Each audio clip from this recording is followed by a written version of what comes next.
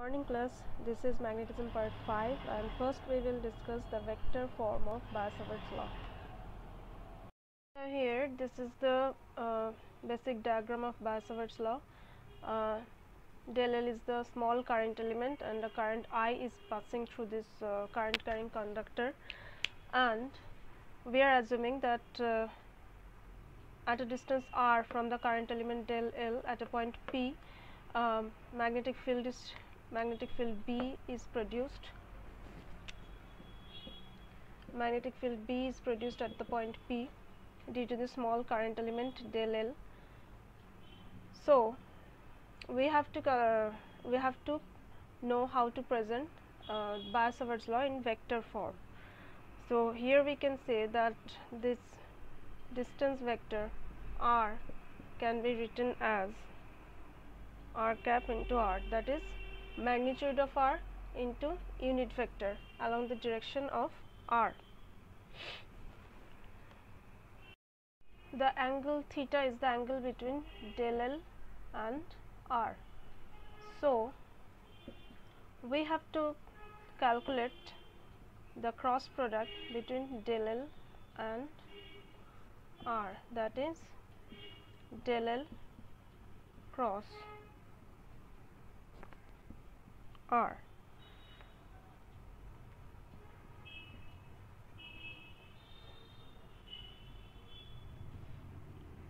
From here we can say that vector r can be written as this, that is del L. As this is a unit vector, so the value is 1, and as it is cross product, so we have to take sine of theta. So this is del L sine theta. Now we know that the direction of the magnetic field is in a direction which will be perpendicular to the direction of the flow of the current. So if this is the direction of the flow of the current, then the direction of B or del L cross r cap, the direction of this cross product will be along perpendicularly downward of this board, that is it will be in a plane which will be perpendicular to the plane of the flow of the current. We can see that the general form of Biot-Savart's law is del B equals to mu 0 by 4 pi I del L sin theta by r square. Now if we write in the vector form, then it will be del B equals to mu 0 by 4 pi I del L cross r cap or unit vector of r along r by r square. Now for the whole magnetic field, due to the total current carrying conductor, that is B equals to, the vector form will be mu 0 by 4 pi summation of I del L cross vector r by r cube, because we know that r cap equals to, from here we can say that r cap equals to vector r by magnitude of r. So this is the vector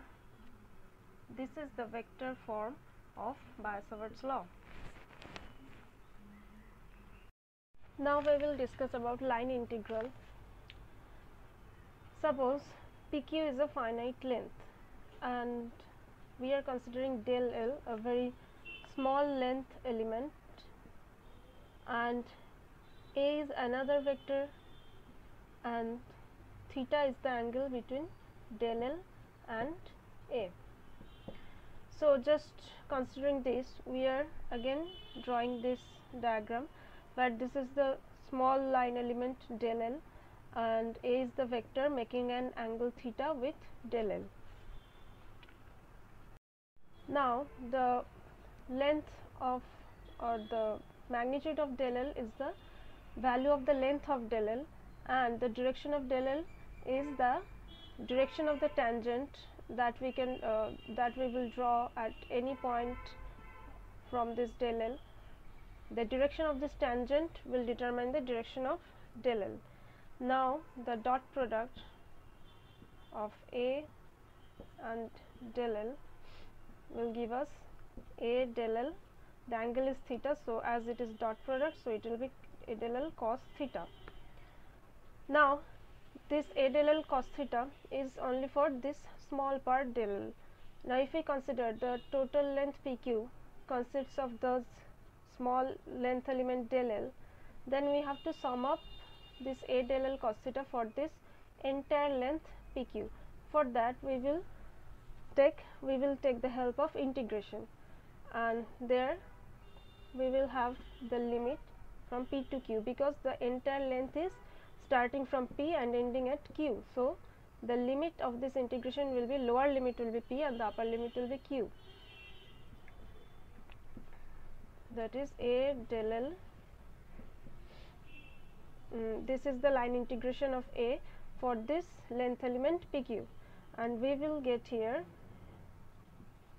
PQ A del L cos theta. So this is the line integration of A for this length element PQ.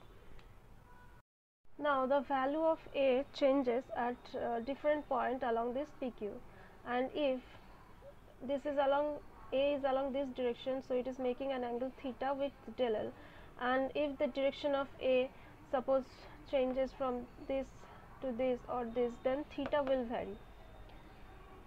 So we need symmetry to easily calculate this line integration, and for this we will take the help of closed line integration. Now for that we have to assume a closed path, like in this one, where the starting and ending point is P itself. So for closed loop integration we will use this sign. This determines the closed loop integration, and then this integration will be like this.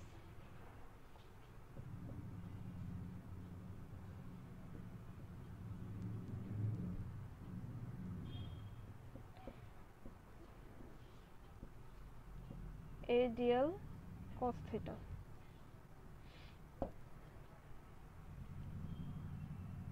So this is the closed line integration along this path. Now we will learn Ampere's circuital law. This law states that the line integral of magnetic field forming a closed loop around the current carrying conductor in the plane normal to the current is equal to the mu 0 times the net current passing through the wire, and this is the mathematical expression, that is B dot dl equals to mu 0 I, line integral, closed line integration of B dot dl equals to mu 0 I. Now we will discuss about Ampere's circuital law.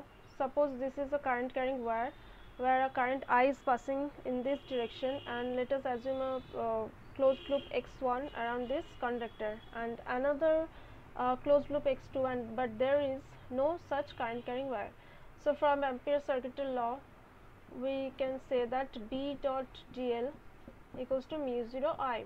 Now if we consider this figure, then if we say that the magnetic field around this imaginary closed loop at any point the magnetic field is B, then the closed loop integration for this closed loop x1 we will get mu 0 I. I is the net current passing through this wire and mu 0 is the permeability in free space, and for this loop we will get that x2 B dot dl equals to mu 0, as there is no such current carrying wire, so this will be 0.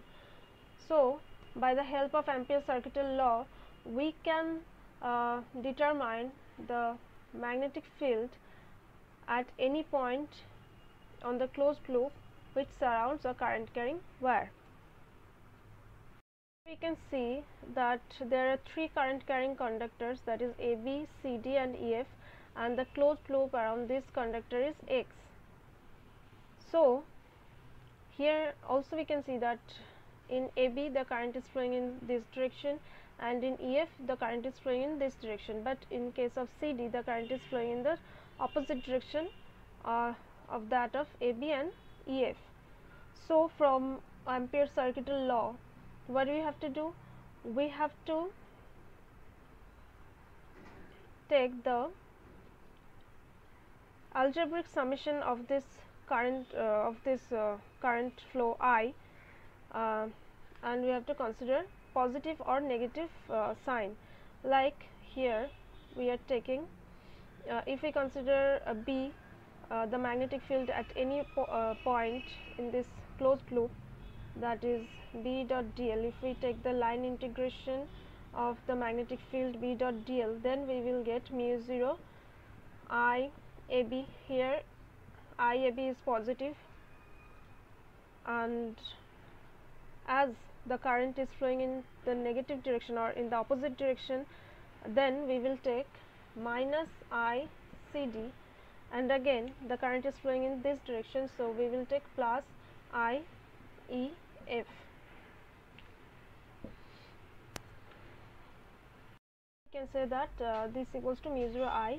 So I is the resultant current, and we have to consider the individual current, and also we have to keep in mind that sign of this current according to the direction of the flow.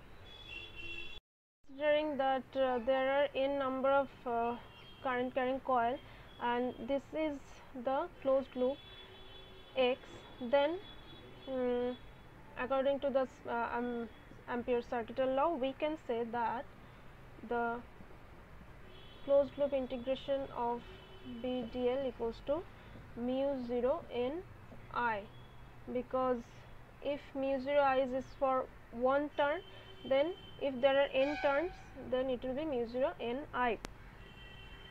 We will compare between Ampere's law and Biot-Savart's law. There is some similarity and dissimilarity. Now the similarity is what? In both the cases we have to find magnetic field due to the flow of current. Here in Biot-Savart's law, if at this point P we have to calculate the magnetic field due to this small current element del L, where there is a flow of current in this current carrying wire, and in the case of Ampere's law we have to calculate the magnetic field at any point on this loop due to this flow of current in this direction. Similarity is that first of all Biot-Savart's law is a general law, and this Ampere's law is a special case. We may say that it is a special case of Biot-Savart's law, and we can use Ampere's law for simple geometric configuration, and in case of Biot-Savart's law there may be symmetry or dissymmetry in the figure in the configuration of the current carrying wire.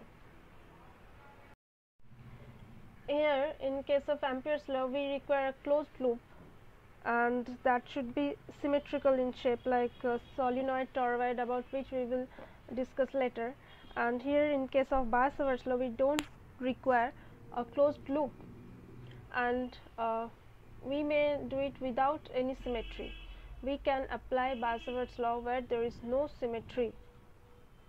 In case of Biot-Savart's law, we can see that magnetic field equals to mu 0 by 4 pi summation of I del L cross R by R cube. So here we require cross product, but in this case in Ampere's law we can see that there is dot product involved in B dot dl, that is B dot dl. So here it requires cross product, and here it requires dot product. Discuss about the limitation of Ampere's circuital law. In case of Ampere's circuital law, this law is only applicable when there is a steady flow of current through the current carrying conductor. Otherwise, if this flow changes with time, then we have to add extra term or an additional term in this right hand side of this equation.